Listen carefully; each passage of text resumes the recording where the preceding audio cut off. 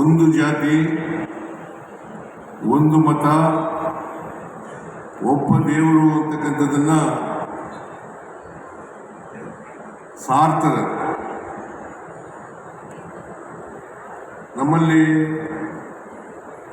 ಅನೇಕ ಜಾತಿಗಳಿದ್ದಾವೆ, ಅನೇಕ ಧರ್ಮಗಳಿದ್ದಾವೆ.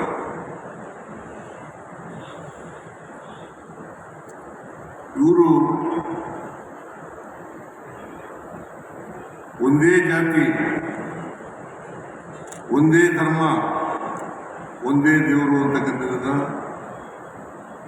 ನಮಗೆ ತಿಳಿಸ್ತಕ್ಕಂಥ ಪ್ರಯತ್ನವನ್ನ ಇಡೀ ಜೀವನದ ಉದ್ದಕ್ಕೂ ಕೂಡ ಮಾಡ್ತಾರೆ. ಅದಕ್ಕೋಸ್ಕರ ನಾನು ಈ ಕಾರ್ಯಕ್ರಮಕ್ಕೆ ತಕ್ಷಣವೇ ಒಪ್ಪಿಕೊಂಡು ಬಂದಿರ್ತಕ್ಕಂಥದ್ದನ್ನ ಮಾಡಿದ್ದೇನೆ. ಒಂದ್ಸಾರಿ ಸ್ವಾಮಿ ವಿವೇಕಾನಂದರು ಕೇರಳವನ್ನು ಮುಚ್ಚಿನ ಸಂತೆ ಅಂತ ಕರೀತಾರೆ.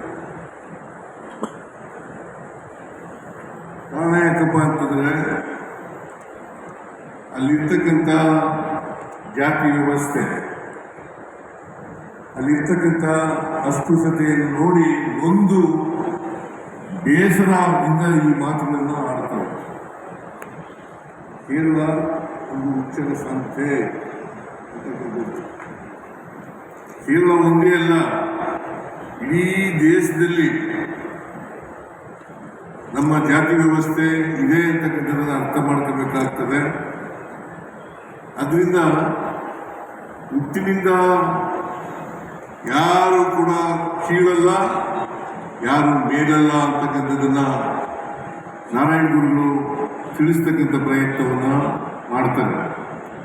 ಆದ್ದರಿಂದ ನಾವೆಲ್ಲರೂ ಕೂಡ ಅರ್ಥ ಮಾಡ್ಕೋಬೇಕಾಗಿರ್ತಕ್ಕಂಥದ್ದು, ಗಾಂಧೀಜಿಯವರಾಗಲಿ ನಾರಾಯಣ ಗುರುಗಳಾಗಲಿ ಅವರ ಸಂವಾದ ಇದೆಯಲ್ಲ, ಆ ಸಂವಾದದಲ್ಲಿ ಅವರು ನಂಬಿದ್ದಂಥ ವಿಚಾರಗಳನ್ನು ಮಹಾತ್ಮ ಗಾಂಧೀಜಿಯವರ ಮುಂದೆ ಇಡ್ತಕ್ಕಂಥ ಪ್ರಯತ್ನವನ್ನು ಮಾಡ್ತಾರೆ. ಒಂದು ಮಾತನ್ನ ನಾವು ಅರ್ಥ ಮಾಡ್ಕೋಬೇಕಾಗ್ತದೆ.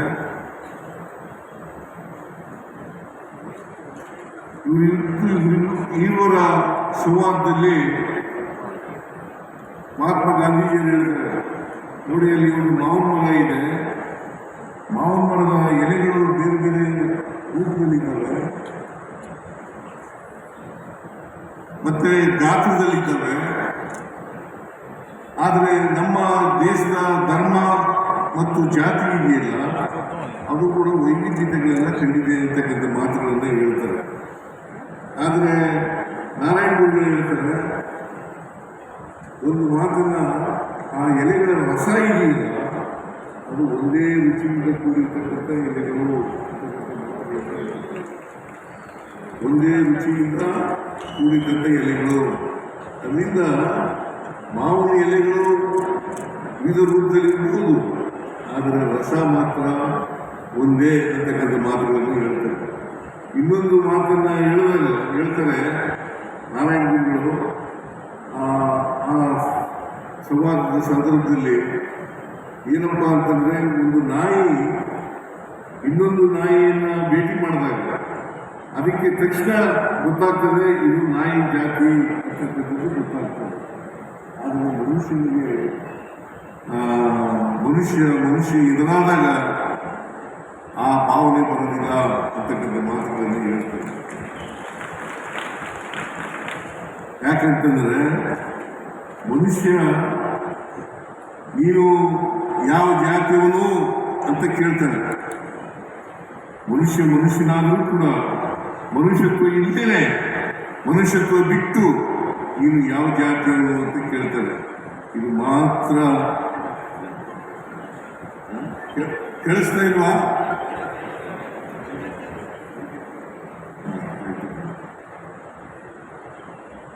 ನಾಯಿ ಮೃಗಗಳು, ಅದು ಒಂದು ಮೃಗ. ಆ ಮೃಗಗಳು ಭೇಟಿಯಾದಾಗ ನಮ್ಮ ಜಾತಿಯವರು ಅಂತ ಗುರುತಿಸ್ತವೆ. ಆದರೆ ಮನುಷ್ಯ ನಮ್ಮ ಜಾತಿಯವರು ಅಂತ ಗುರುತಿಸಲ್ಲ.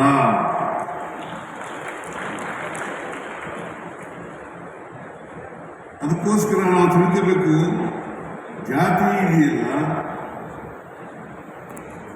ಯಾರು ಕೂಡ ಜಾತಿಯಿಂದ ದೊಡ್ಡವರು ಆಗಕ್ಕಾಗಲ್ಲ, ಜಾತಿಯಿಂದ ಕೀಳು ಇಲ್ಲ.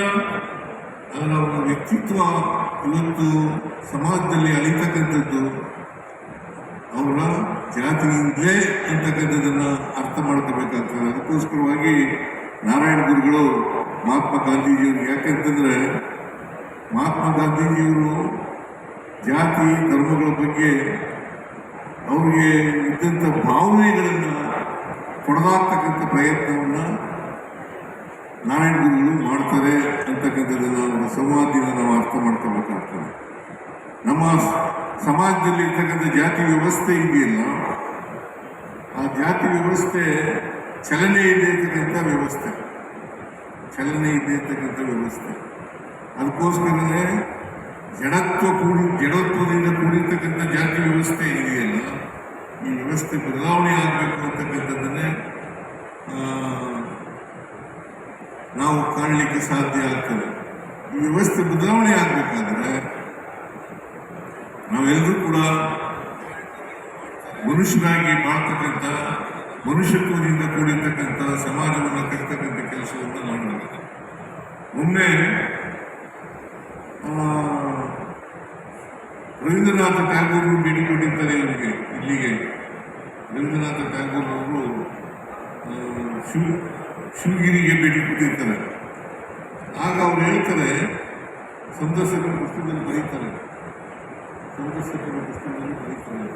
ಏನಂತ ಬರೀತಾರೆ ಅಂತಂದ್ರೆ, ನಾನು ದೇಶ ಪರ್ಯಟನೆಯನ್ನು ಮಾಡಿದ್ದೇನೆ, ಆದರೆ ಇವ್ರಿಗಿಂತ ನಾರಾಯಣ ಗುರುಗಳಿಗಿಂತ ಶ್ರೇಷ್ಠರಾದಂಥ ಗುರುಗಳು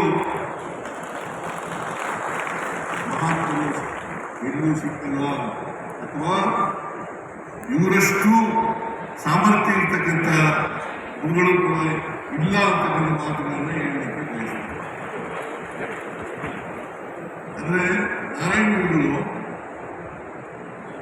ಒಬ್ಬ ಶ್ರೇಷ್ಠ ಮಹಾತ್ಮರಾಗಿದ್ದರು ಅಂತಕ್ಕಂಥ ಮಾತುಗಳನ್ನು ಅದಕ್ಕೆ ಇವರು ಯಾವುದೇ ಜಾತಿ ಧರ್ಮ ಸೇರಿರಲಿಲ್ಲ, ಅಥವಾ ಬಿಲ್ಲವ ಜನಾಂಗಕ್ಕೂ ಸೇರಿರಲಿಲ್ಲ. ಅಕಸ್ಮಾತ್ವಾಗಿ ಬಿಲ್ಲವ ಜನಾಂಗದಲ್ಲಿ ಹುಟ್ಟಿದ್ದರು ಅಷ್ಟೇ.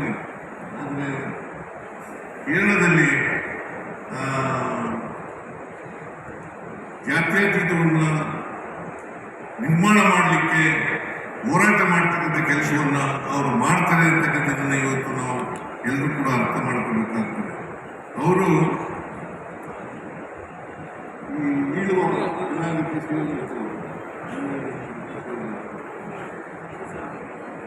ಈಳುವ ಜನಾಂಗವನ್ನು ಕೇರಳದಲ್ಲಿ ಅಸ್ಪೃಶ್ಯರಾಗಿ ಕಾಣ್ತಾ ಇದ್ದಂಥ ಒಂದು ಕಾಲ ಇತ್ತು.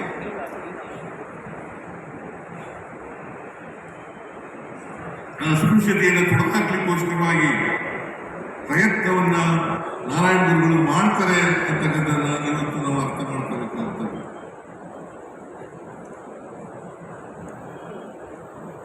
ನಾರಾಯಣ ಗುರುಗಳು ಶಿವನ ದೇವಾಲಯವನ್ನ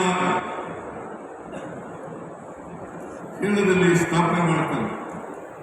ಕೆಲವರು ಶಿವನ ದೇವಾಲಯ ಮಾಡಲಿಕ್ಕೆ ಅಸ್ಪೃಶ್ಯತೆಯಿಂದ ಮಾಡಬಾರದು ಅಂತಕ್ಕಂಥ ಕುಹುಕವಾದಂಥ ಮಾತುಗಳನ್ನು ಹೇಳ್ತಾರೆ. ಆಗ ನಾರಾಯಣ ಗುರುಗಳು ಹೇಳ್ತಾರೆ, ನಿಮ್ಮ ಶಿವನನ್ನು ನಾನು ಸ್ಥಾಪನೆ ಮಾಡಿಲ್ಲ,